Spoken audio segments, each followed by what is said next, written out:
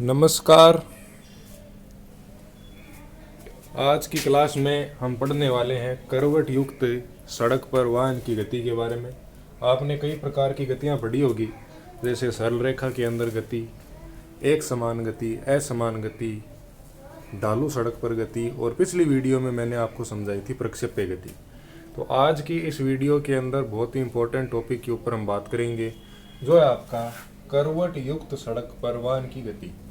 यह आपके yearly, half yearly और आईआईटी, नीट जो भी आप एग्ज़ाम देते हैं उनके अंदर इस टॉपिक से सवाल आने की पूरी संभावना है। तो आज हम इस टॉपिक का पहले बेसिक पढ़ेंगे, जानेंगे कि करवट युक्त सड़क आखिरकार होती कौन सी है, उस पर जब वाहन चलता है तो उसका सुरक्षित वेग कितना होता है, वो चीज़ हम ज्ञात करेंगे। साथ ही साथ ये अगर आपके एग्ज़ाम के अंदर आता है तो ये आपके पेपर में 4 से 5 नंबर का डेरिवेशन आएगा, जिसमें आपको पूरा सिद्ध करना पड़ेगा। तो हम सबसे पहले डेफिनेशन देखते हैं कि करवट वाली सड़क होती कौन सी है। तो आपको डेफिनेशन ये लिखनी है कि वह सड़क जिसे किनारों से कुछ कोण पर झुकाकर बनाया जाता है, आपकी कौन सी सड़क कहलाती है? करवट युक्त सड़क कहलाती है। जिस प्रकार आपने कई बार जो बाइक रेस होती है उसके अंदर देखा है कि जब बाइक रेसर जो है वो मोड़ के अंदर बाइक को मोड़ते हैं तो उनके जो पैर है वो एकदम नीचे की तरफ टच हो जाते हैं, फिर भी वो नीचे की तरफ नहीं गिरते। तो वो जो सड़क होती है वो एक किनारे से तो होती है ऊपर की तरफ, और जहाँ से वो टर्न लेते हैं वहाँ से होती है झुकी हुई नीचे की तरफ, उसे कहते हैं करवट युक्त सड़क। तो उस सड़क का कोण इस प्रकार से उठाकर बनाया जाता है कि आपने कई बार ये भी देखा होगा कि भाई इस सड़क के ऊपर जो सुरक्षित वेग है वो 50 किलोमीटर प्रति घंटा है, इस स्पीड से गाड़ी चलनी चाहिए। या कहीं पर देखा होगा कि इस सड़क के ऊपर 70 किलोमीटर प्रति घंटा की स्पीड से गाड़ी चलनी चाहिए। तो वो सारी चीज़ें इस सड़क के कोण के ऊपर निर्भर करती है कि उसका झुकाव कोण कितना है, और वो जो कोण होता है उसे ही हम कह देते हैं करवट कोण, और इस सड़क को बोला जाता है करवट युक्त सड़क। तो इस सड़क के अंदर जो आपका सुरक्षित वेग होता है उसका सूत्र हम यहाँ पर स्थापित करने वाले हैं।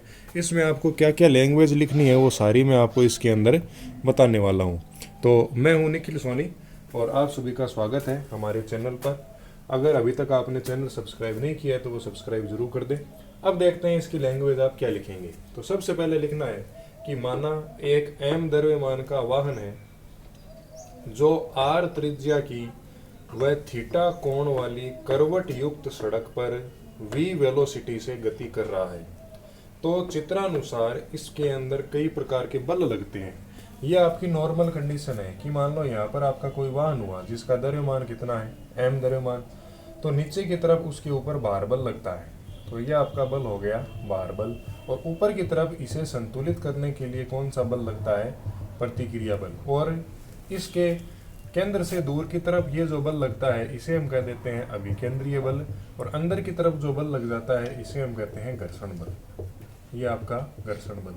लेकिन हमारी जो सड़क है वो नॉर्मल सड़क नहीं है, उसे हमने क्या कर दिया है? थीटा कोण करवट युक्त बना दिया है। तो ये जो आपके टुकड़े होंगे वो थीटा कोण आगे खिसक जाएंगे। जैसे ये एन आपका यहाँ पर था तो यहाँ पर ये जो एन है वो इस दिशा के अंदर आ गया। जैसे एन और एम जी इस दिशा में सीधे थे, लेकिन ये सड़क थीटा कोण पर इंडेंटेंट है, झुकी हुई है, इस कारण ये एन इधर आ गया और ये एम जी का टुकड़ा इधर आ जाएगा। जब ये इधर खिसकेगा तो ये वाला जो टुकड़ा है वो भी नीचे की तरफ खिसक जाएगा। जैसे मैं आपको बताता हूँ जैसे मैं आपको बताऊँ, देखो कि आपके पास में ये सड़क पहले ऐसे थी, इस तरीके की थी, लेकिन जब ये थीटा कोण के ऊपर झुकी है तो भाई ये दोनों जुड़े हुए हैं तो ये इस तरीके से घूम जाएंगे तो ये जो एन इधर है वो एन इधर आ जाएगा। और जो आपका एफ एस बराबर म्यू एस एन यहाँ था, पहले यहाँ था, वो अब नीचे की तरफ आ जाएगा। तो हमने ये इसके अंदर किया है कि आपका जो एन यहाँ था वो यहाँ पर आ गया, और जो आपका म्यू एस एन यहाँ था वो म्यू एस एन यहाँ पर आ गया। अब इन्होंने यहाँ पे एक अनिश्चित कोण थीटा बना लिया। और जब हम ये जानते हैं कि जब भी कोण अनिश्चित होता है, थीटा होता है, तो उसे हम क्या करते हैं? घटकों के अंदर वियोजित करते हैं। अब घटकों के अंदर वियोजित करने के लिए हमें ये पता होना चाहिए कि ऊपर का जो क्षैतिज घटक है वो आपका इस एन का टुकड़ा हो जाएगा एन कोस थीटा, और इस एन का जो ऊर्ध्व घटक हो जाएगा वो हो जाएगा आपका एन साइन थीटा। इसी प्रकार से ये जो आपका म्यू एस एन है इसका क्षैतिज टुकड़ा हो जाएगा आपका mu S N cos theta. के बाज रहे हो? चैन बाज रही है? चैन बजा रही है? हाथ ऊपर कर ले, हाँ इन बजा मत। और इसका ये जो टुकड़ा होगा ये आपका यहाँ हो जाएगा म्यू एस बराबर mu S N sine theta. दो मुंडो कीड़ो है वो खावे मन ध्यान पड़ गयो थारे, ये वास्ते में थाने पहले कहो। तो ये म्यू एस एन जो है इसी दो टुकड़े कर लिए, ये हो गया mu S N cos theta और एक यहाँ हो गया mu S N sine theta, और नीचे की तरफ एम जी पड़ा था और यहाँ पर आपका एम वी स्क्वायर आर पड़ा हुआ था। अब हम यहाँ पर लिखते हैं, तो चित्रानुसार इसके प्रतिक्रिया बल जो एन है और जो घर्षण बल एफ एस है, इसे हम क्या करेंगे, घटकों के अंदर वियोजित करेंगे और संतुलन की अवस्था देखेंगे क्या बनेगी। तो ऊपर की तरफ बल लग रहा है आपका, सबसे पहले हम क्षैतिज दिशा के अंदर घटक देखते हैं।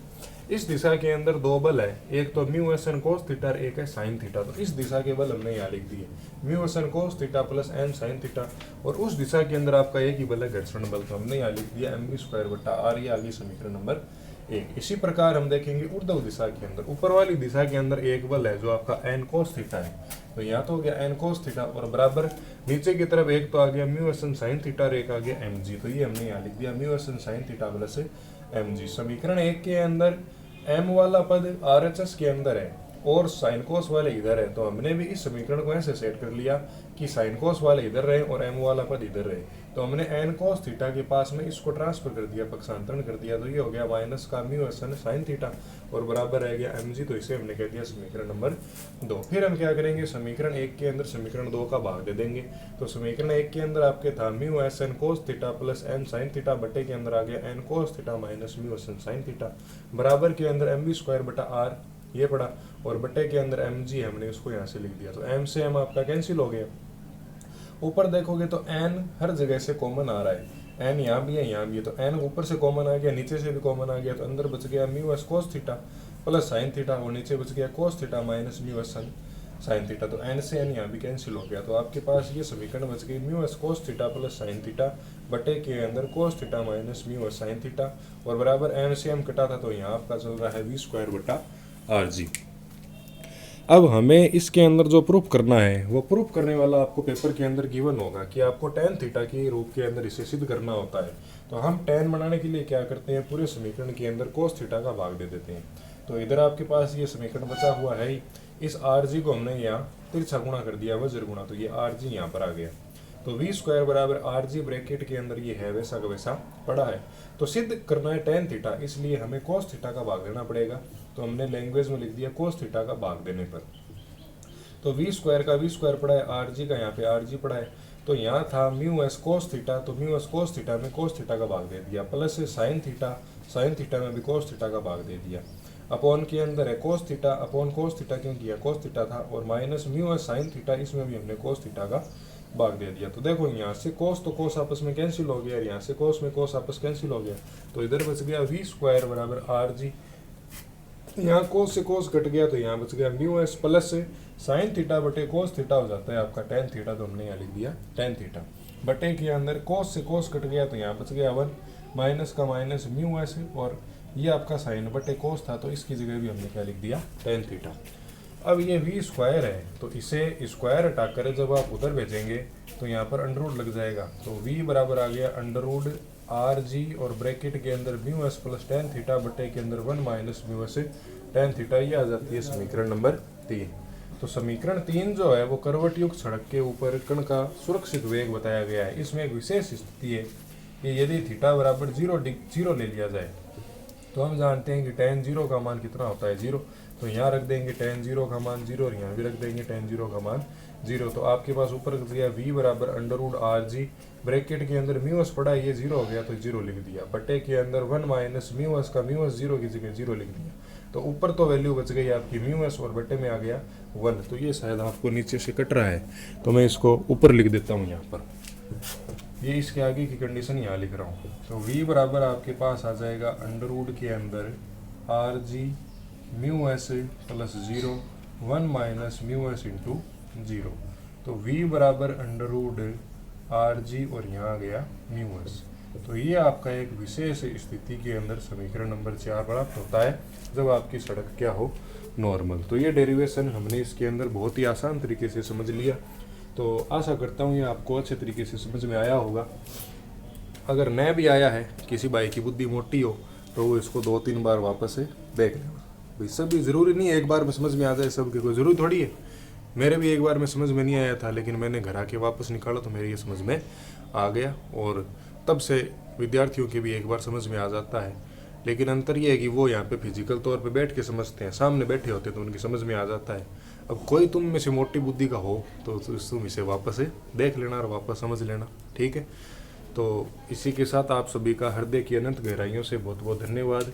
चैनल से जुड़े रहे और अपने साथ वाले जो दोस्त हैं उनके अंदर भी शेयर ज़रूर करें, जिससे कि आपको इसका बेनिफिट मिलता रहे। हमारी अभी तक की जो भी वीडियो है वो सारी की सारी फ्री ऑफ कॉस्ट है, इसका आपसे किसी भी प्रकार का चार्ज नहीं लिया जा रहा है। तो आप इसे दोस्तों के अंदर शेयर ज़रूर करें। बहुत बहुत धन्यवाद।